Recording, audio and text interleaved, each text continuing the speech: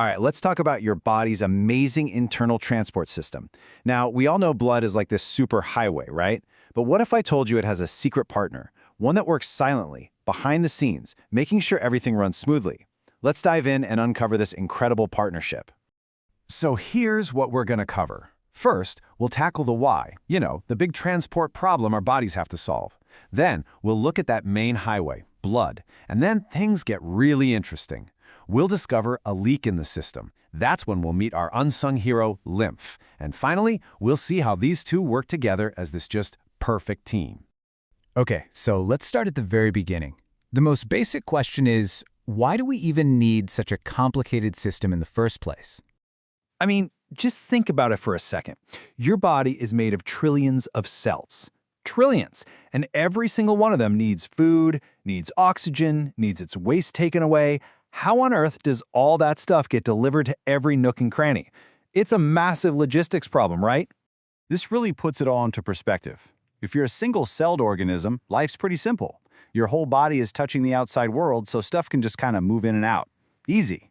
But for a complex creature like you and me, most of our cells are buried deep inside. They have no direct line to the outside, so that simple process, diffusion, it just won't cut it. We need a dedicated, heavy-duty delivery system.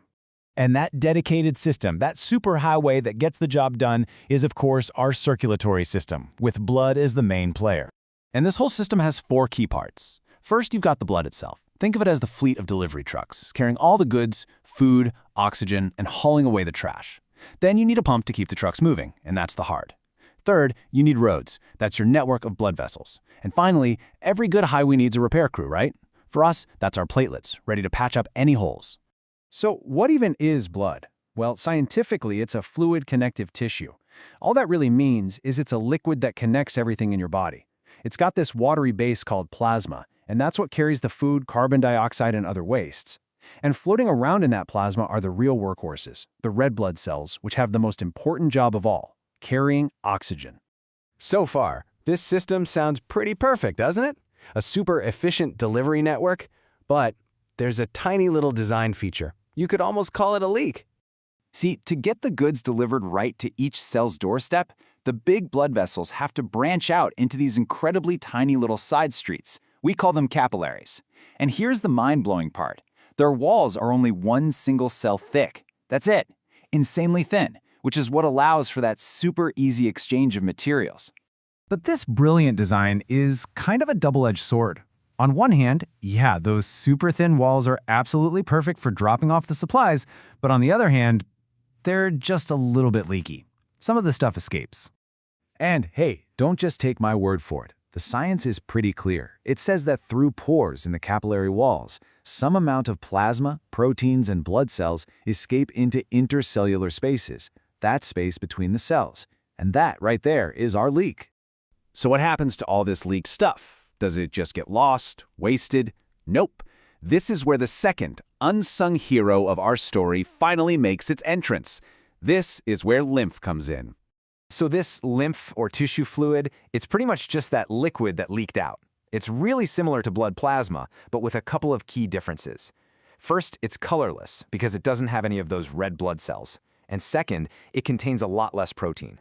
And the way it works is just brilliant. So, step 1, the fluid leaks out and pools in the spaces between your cells. Step 2, then a whole separate network of tiny pipes, the lymphatic capillaries, just soaks it all up.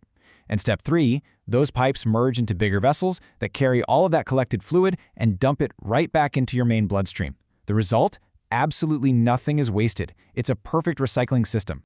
Now, lymph doesn't just clean up leaks. It has 2 other really cool superpowers. First, it's responsible for carrying digested fats from your intestine into your blood. That's a job blood can't do on its own. And second, as we've seen, its main gig is to drain all that excess fluid from between the cells. Seriously, without this system, our tissues would just swell up. It's our body's essential drainage and sanitation department. So you see, in the end, these aren't really 2 separate systems competing with each other. They're a team. They work together in a perfect partnership. When you put them side by side, the different roles become so clear. Blood is red, lymph is colorless. Blood is higher in protein, lymph has less. Blood's main job is to be the primary transport system. Lymph's job is to handle the fluid return and the fat transport. You could say blood is the frontline delivery driver, and lymph is the essential cleanup and recycling crew. So really, here's the bottom line. Blood makes all the critical deliveries right to the doorstep of every cell, and any little spillage that happens along the way, the lymph system quietly and efficiently cleans it all up and returns it to circulation. Together, they keep the whole body in a perfect, delicate balance. So the next time you think about your body and everything it does, I want you to remember this. Don't just think about the powerful beat of your heart, but also think about that silent sanitation system working tirelessly behind the scenes, that unsung hero keeping everything clean, balanced, and running perfectly. Pretty amazing when you think about it.